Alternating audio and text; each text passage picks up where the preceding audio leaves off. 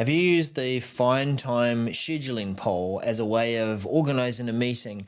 Well, it has been taken completely into Outlook now, and it is part of the form where you create a meeting invite. I've got a simple meeting invite here. Let's meet. I've invited Laura to this, and also an external contact, myself, of course, but just to show you what this looks like when you send a meeting poll out to people outside of the organisation.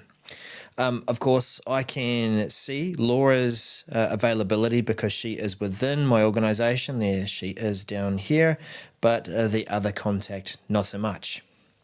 Now, I have chosen a time. Now, at the time of recording, the time is tomorrow. I have chosen 1 p.m. the following day. And I want to add an additional couple of options because I know and can check Laura's availability, but I can't check my external contacts. So when I choose scheduling poll, this is going to create a new poll and suggest a few times that I might be able to meet with both of them. So I want to take a quick look at what happens throughout this process. What I've seen so far is it just makes some very odd choices. The 3 times that it is suggesting are actually 1 week from now, not just tomorrow, but a week ahead. So that's odd. It's also just picked the first possible times here that are available for Laura and myself. So I don't know if it's making some choices here based on I don't know, like some default, give people at least a week to plan to come.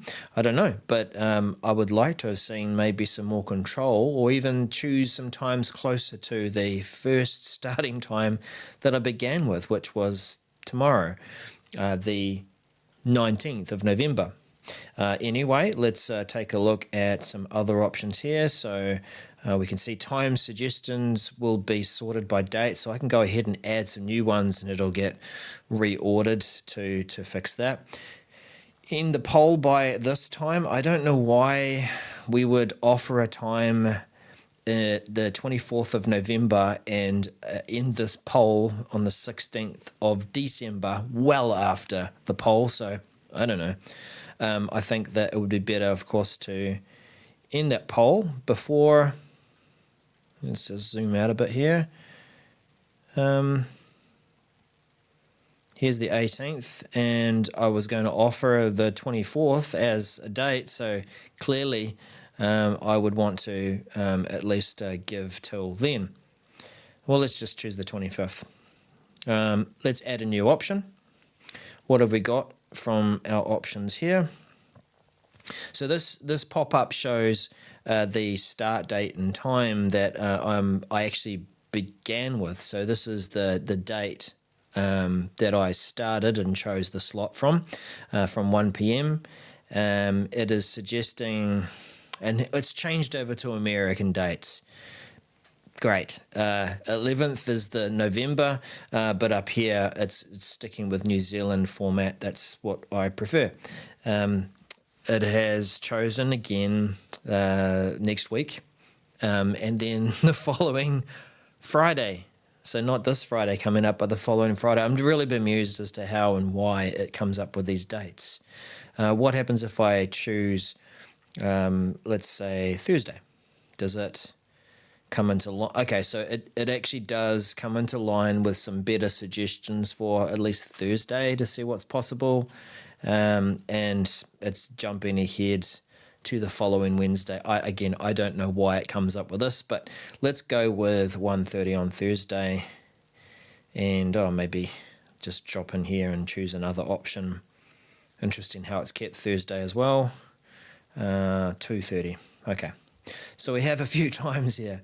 What happens when we go ahead and send this? So I want to see what it will look like for Laura, who's in my organisation, and what it will look like for my other contact, Daryl, outside using a Gmail address. So first of all, this is what Laura sees in her email. We have, it is a meeting invite but it's also holding some times. So action required, it is holding the different options that I have chosen. So I could go on ahead and see option 2, option 3. I like this, that I can go on ahead and see those options, and option 4 and option 5. Cool. Right. So I can clearly use that as a way of helping me decide based on my calendar as the persona Laura, is that going to work out with my my needs? What does Daryl see when he views it from Gmail? Nothing much. As you would expect, it's just going to be a invite to a scheduling poll. I don't think, you're not going to see the actual day or any kind of calendar integration, but let's go through, and I am this person, and please verify who you are to vote. Sign in with your work or school account or verification code. Send a verification code. Okay, go back, find the verification code. Any moment now. Any moment now. There it is. Copy. And away we go. So, this is not different to the scheduling poll experience that we've had in the past.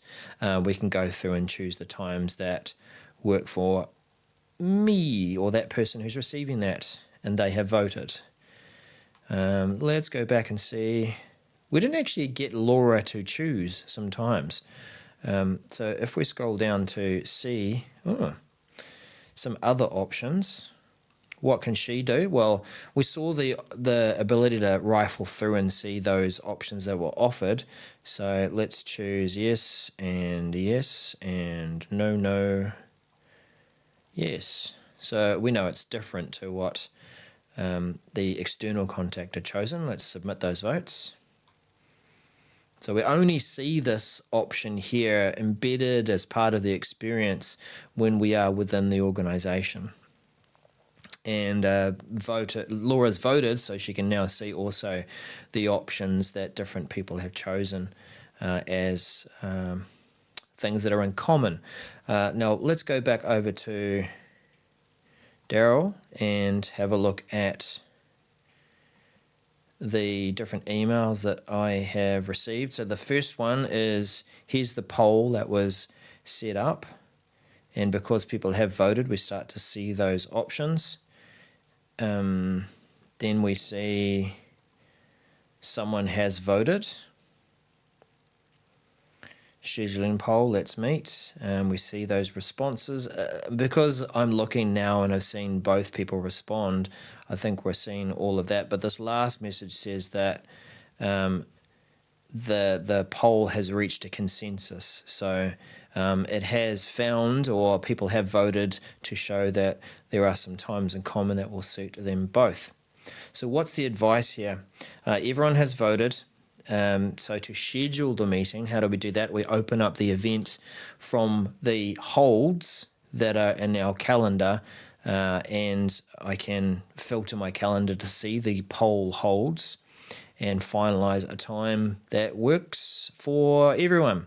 It's not actually going and choosing the time that is the time that we have as a consensus. But let's go into my calendar again. And here were some of those times that were held. So if I go into one of those, let's have a look at that. We can see a pop-up with the different options and how people have voted, and it is recommending that first time. Let's go over into our message. We can see the poll is still live. Of course, it's going to go until that time that we had set earlier. Here is the different times that are available. I could go ahead and choose that one. Maybe this one suits me better. As I choose a time, then I can end that poll with the selected option. Maybe we'll go ahead with that one up there that is recommended and end the selected option. Okay, so by doing that now, it has set up the invite using the time that we all landed on. That's nice. And it's got the meeting in time or the meeting link in there already. I think you might have noticed that that link was already in the meeting poll, which I find kind of strange because we haven't set the meeting yet. But anyway, okay, can we just send this? Updating the event. So what should happen now is, yeah, it has removed those holds, and there is the meeting invite. We have no indication that it was a poll, but that's okay. The main thing is that the meeting has been set. And what have we heard and seen here? Here is the meeting that has been sent to Laura, and also the meeting that I believe is, yep, there it is, sent to Daryl over in Gmail. So it's not a bad little setup there, that if we take a look at our meeting poll experience, there are some unusual choices. I don't know why it goes ahead and changes to American date format. I don't know why it jumps ahead and books a week in advance or offers a week in advance instead of the very next day. There's some odd choices that are happening there, but in the end, we do get a poll that might reach consensus. We go back into one of those held meeting options, and we choose the option close the poll, and then send out the meeting invite based on that. It's logical, but it's clunky. Yeah, that's what I've got to say about that. It works, but it's just a bit clunky, and it does make a few odd choices. I expect that, this first experience with the scheduling poll that's part of the new Outlook will improve over time based on feedback from videos like this and people who want to tell Microsoft what they think and how they should improve it. But yeah, interesting to see the journey of Find Time as a completely separate app, integrated with Outlook, brought in, and now it's actually part of the full meeting invite experience. Let me know what you think and what successes or failures you might have had with trying to use this scheduling poll. It works, but it is a little clunky, isn't it?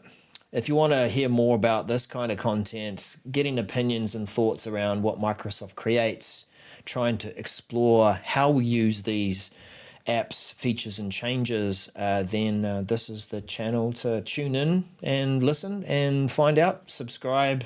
If you liked the video, let me know. We'll catch you again. Bye for now.